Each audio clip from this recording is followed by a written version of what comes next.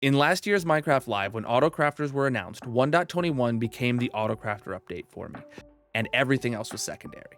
Well, until we got copper bulbs, those are probably equally as important as they make the crafters so much more useful. I'll show you how I use them together later. In my hardcore world, as soon as autocrafters came out, I knew what I had to do.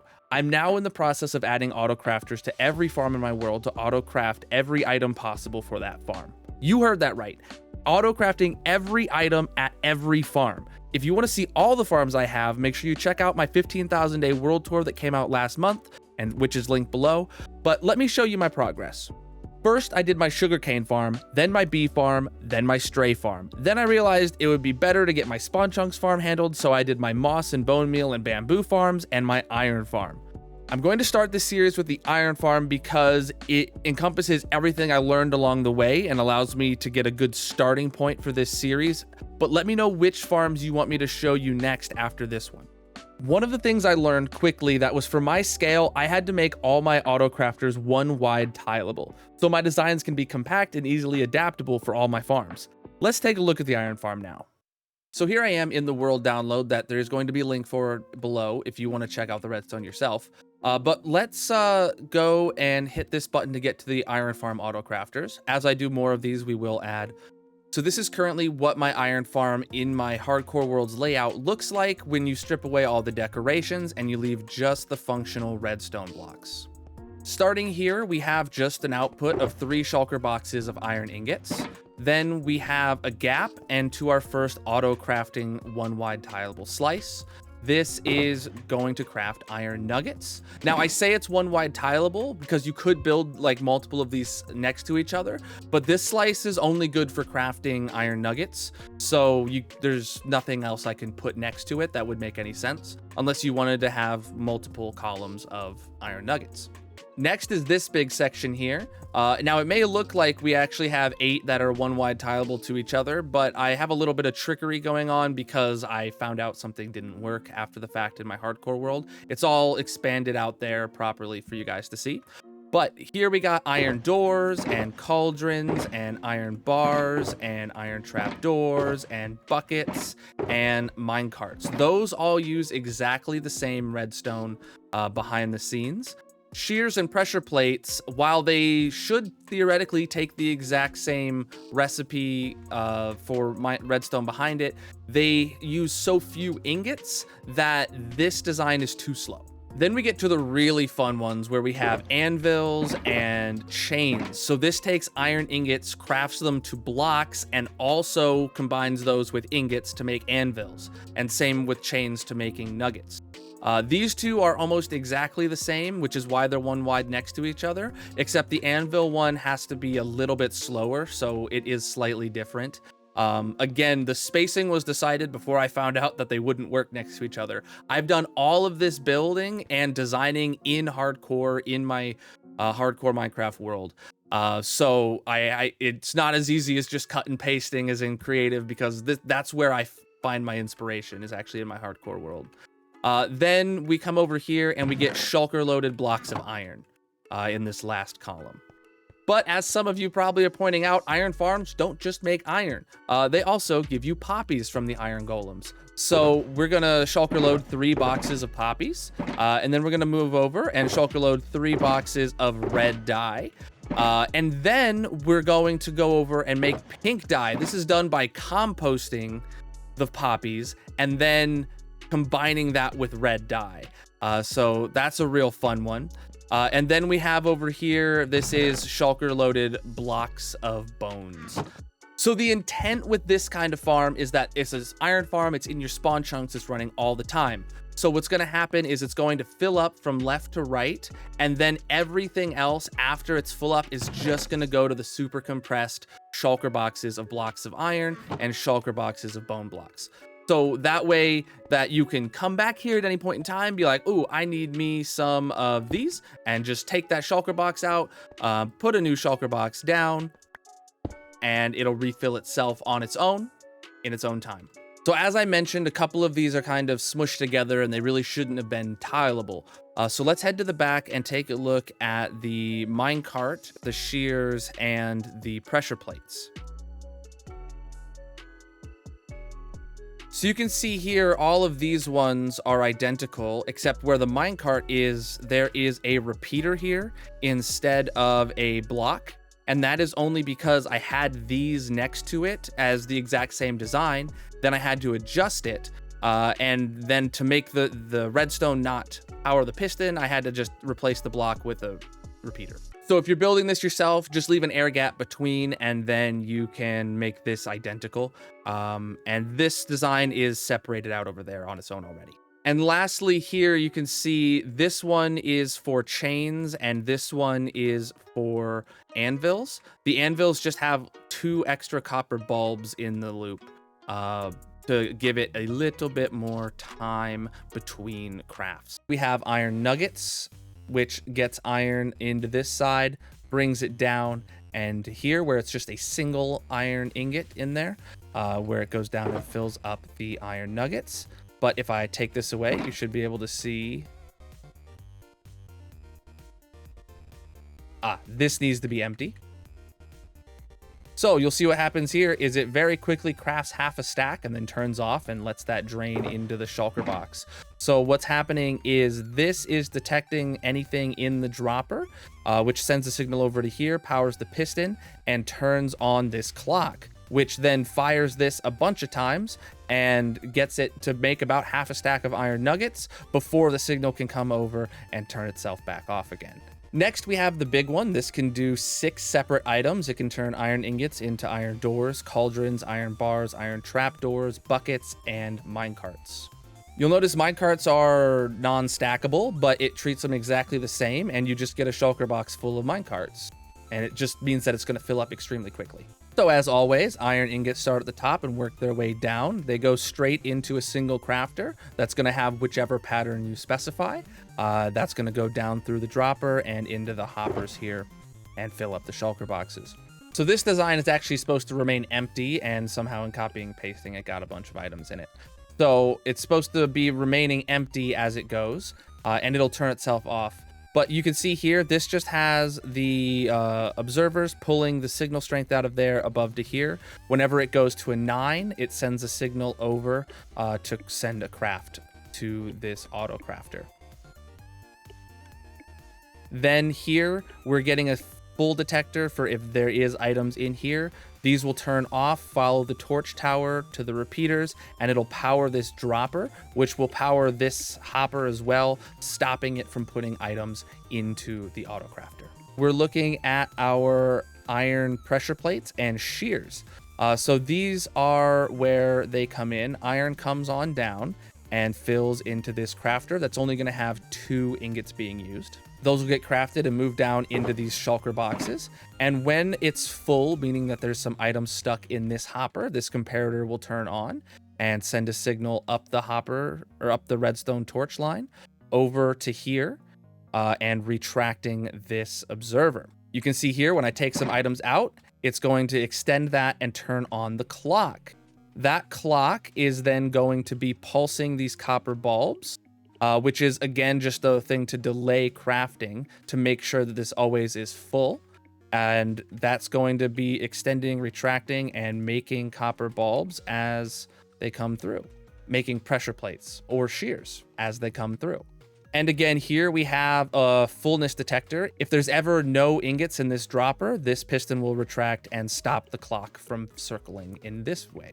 So several of these designs all revolve around having just a single auto crafter, but they need to operate at different speeds for different items.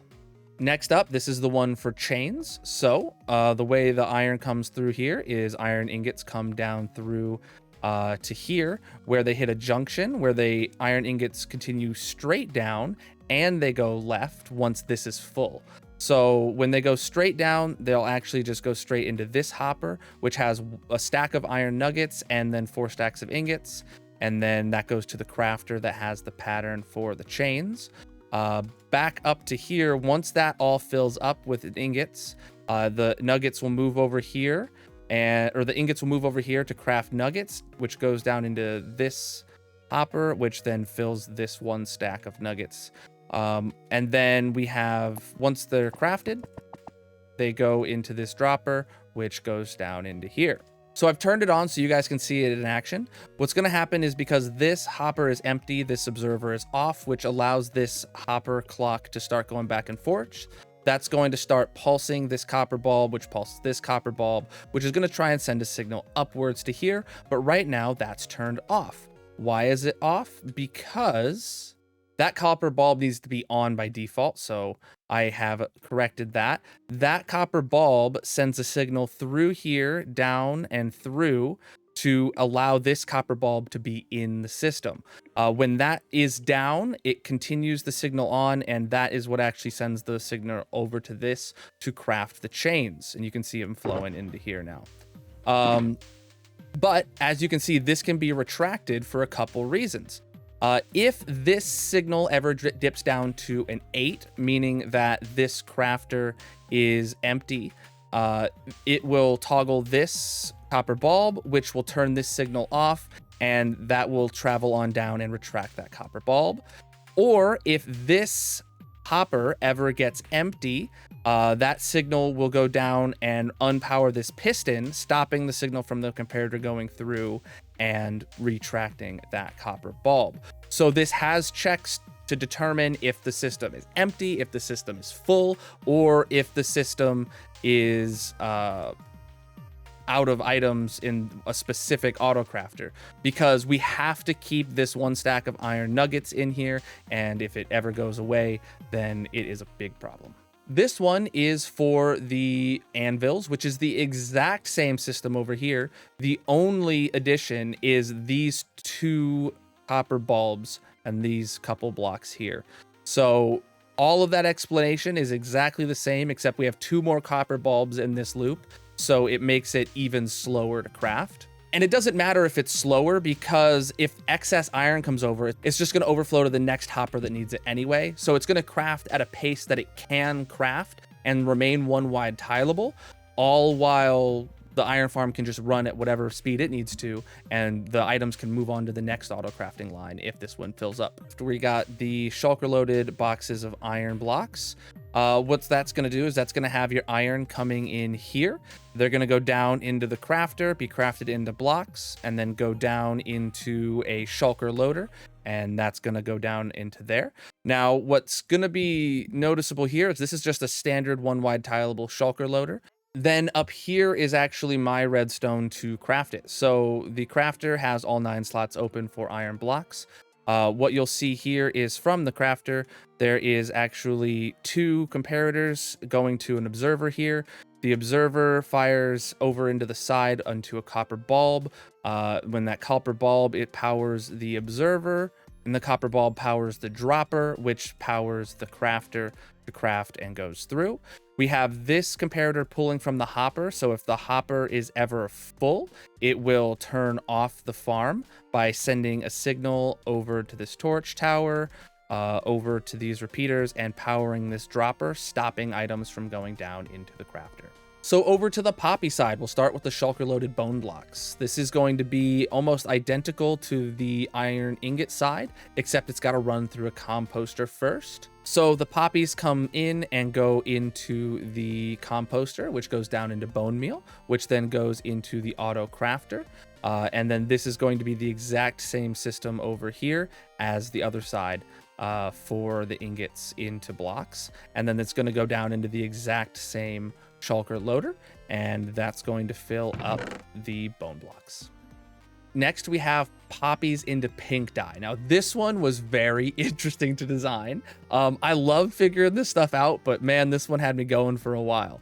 So we get our input of poppies up here, which is going to go down. And first, it's going to get sucked down by this other hopper, filling up this dropper, filling up this hopper, filling up this crafter.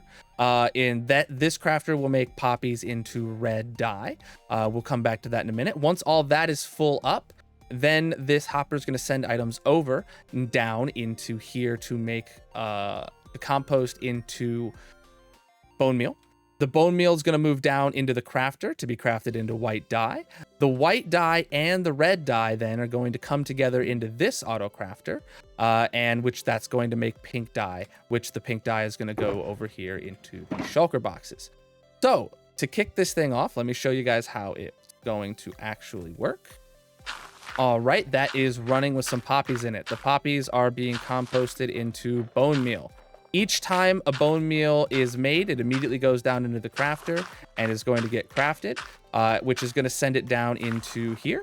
All right, once they're in here, you have to have some red dye and pink and white dye in there, because this side is going to craft red dye on demand. This side is going to craft white dye on demand. And then at the same time, it's going to send a single pulse into here to craft the pink dye.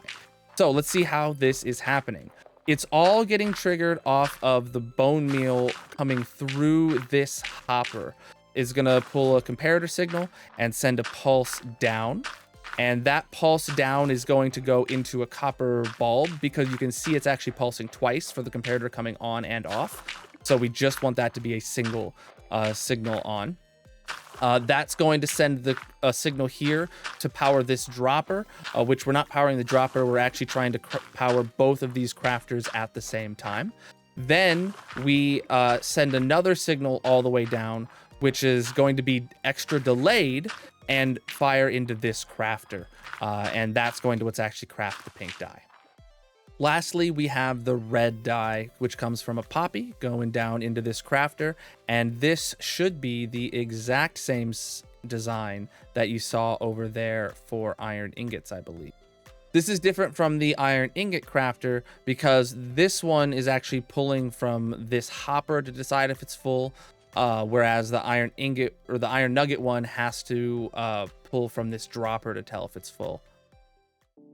As I said in the beginning of this video, the world downloads is in the description. I hope I showed you some good side profiles of all of these if you're going to try and rebuild them from the video, because you can just look at the side profile and build it exactly as is, but they are rather large, especially some of these ones, where you might want to get up in there and take a look at the repeater timings and stuff specifically on your own in the world download. That will be linked in the description, and there will be more versions of this, but all future versions should also include the iron in it. And if I ever have to make a change because I find out after running it for 1,000 hours it breaks, that'll be reflected in any updated world downloads, because these are running in my hardcore world and I have them running and working their butts off. So in my hardcore world, they're actually almost completely full at this point. I think my hardcore world is like actively crafting anvils now, but anvils are incredibly slow. But that's it for me on this video. It was absolutely amazing getting to design this, and I hope you guys like it. And please tell me which farm you want to see me make one wide tileable auto crafters design for next.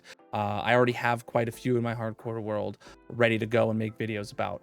But thank you to everybody, my monthly supporters, who's going to start scrolling here on the side in just a minute.